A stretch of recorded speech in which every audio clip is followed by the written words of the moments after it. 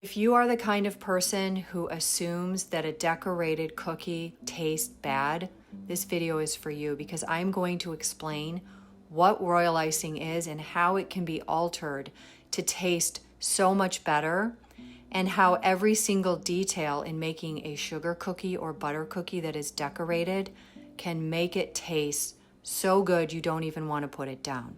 I think that a quintessential sugar cookie that would attract me is one that is very pale after baking. The brown is only just begun to creep around the edges of the very thickly rolled cookie. I like them baked on double pans or an insulator like a Silpat so that the bottom does not take on much color at all. The high butter content keeps the sugar cookies together, but when you bite into them, they're very tender. With royal icing, that is where the rub is. When you bite into royal icing, it's so firm and or brittle that it disconnects from the cookie and it's not a singular, delicious experience. Royal icing is a meringue, and just like any meringue, the ingredients can be adjusted to get a different outcome depending on what your application goals are. I would like a softer royal icing with a firm decorative royal icing so that once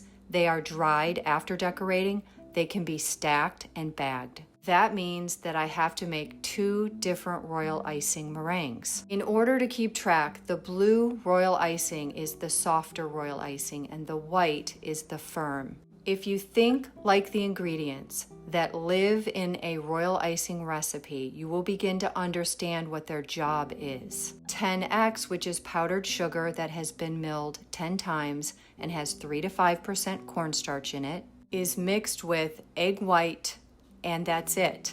That's a royal icing in its simplest form. Meringue powder is egg whites that have been dehydrated and had stabilizers and gums added back to them, so you can bypass raw egg whites and go straight to a meringue powder, which is best for food safety. If you want to use fresh egg whites in any of your royal icings, they need to be the pasteurized form.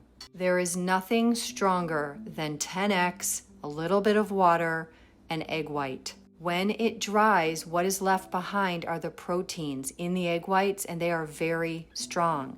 That's the best icing to hold together structures like gingerbread houses. But you can see exactly why that kind of royal icing is not delicious on a cookie. The ingredients in the softer royal icing have 10X, meringue powder, but also glucose syrup, which is an invert sugar which softens, and glycerin. Glycerin is not something that you normally think to use in any kind of baking, but for sugar work and for royal icing, it is common in order to soften and to make the royal icing stretchier, which works really well when you're doing string work. The softer royal icing is nicer to the tooth and it melds with the sugar cookie. So it becomes one flavor and one nice texture, which is way more palatable than the crunch and graininess of a very firm royal icing. In almost all of the jobs that I have had, it is soon discovered that I can make upwards of 600 decorated cookies in a day to sit overnight and be bagged next day at a profit. The way that I do this is by simplifying the shapes and the colors. I also dip the cookies in a way that creates a very pretty top without the use of a pastry bag and the mess of outlining and creating outline icing and flow icing. It's just one dip, a lift, and a way of using a damp finger to clean up the edges. Because the icing is white, that is always one color I include in my 3.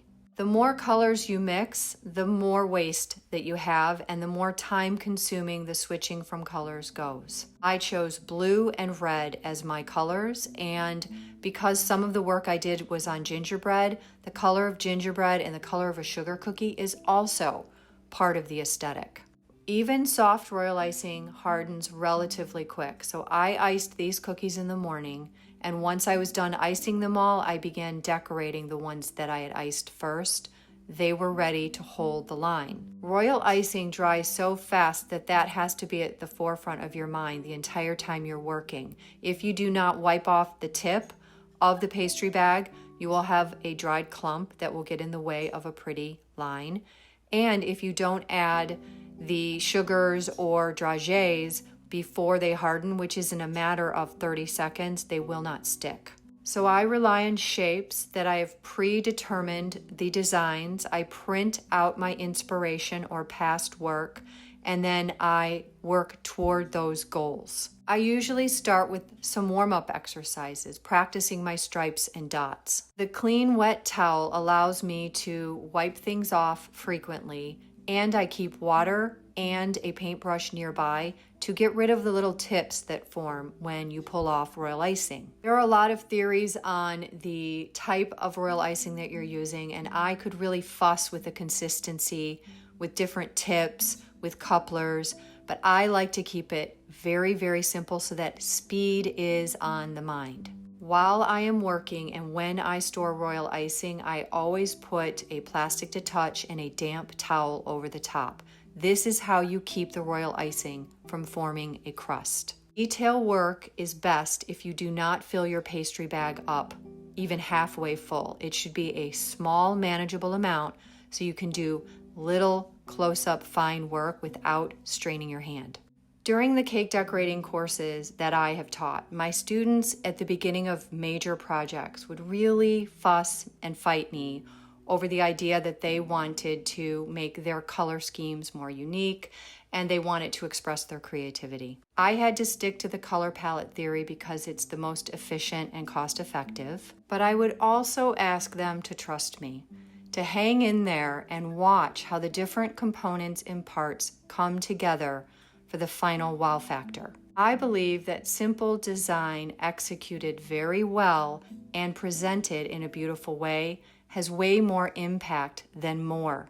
Sometimes less really is more. So let me make a pitch for these cookies because I would rather receive one giant, beautiful, soft, sweet snowflake cookie than a whole box of stuff that was a mess and didn't taste great. The recipe is in my link tree and it's simple, but I have heard from people 30 years later that of an entire event, what they remember was the cookie they took home at the end of the day, and it was this exact cookie. That's how memorable something simple can be. So here's what I suggest. You find one cookie cutter that is spectacular in 3 different sizes, and you roll out your dough very thick, you bake it very light and carefully, you coat it in a softer royal icing and decorate it very simply, and then package it up and give it to people who you think would appreciate it or who deserve something this special because it is a beautiful gift. You can make it as extravagant as you want. You can add it on to a larger gift or attach it to a gift card to make it more impactful. If you are thinking you could never make something like this, I want to remind you that there are drips, cracks, and mistakes all over these cookies, but they still look great because it's an impact thing. All of the things that you do to it add up and create a blur. The people you give these to will never notice the mistakes that you notice. All they will know is that it is the most thoughtful cookie they have ever received. I was at a farm stand recently, and at the register they were selling these really thick rolled sugar cookies that were really elaborate turkeys.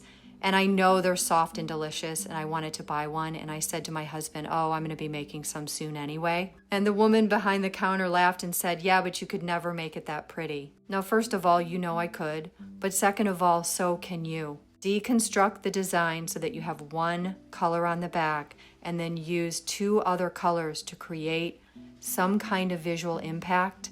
And you will surprise yourself and create something that people begin to expect from you. And I will tell you that you are going to feel great and excited, and you will hear back about how much people loved and appreciated them.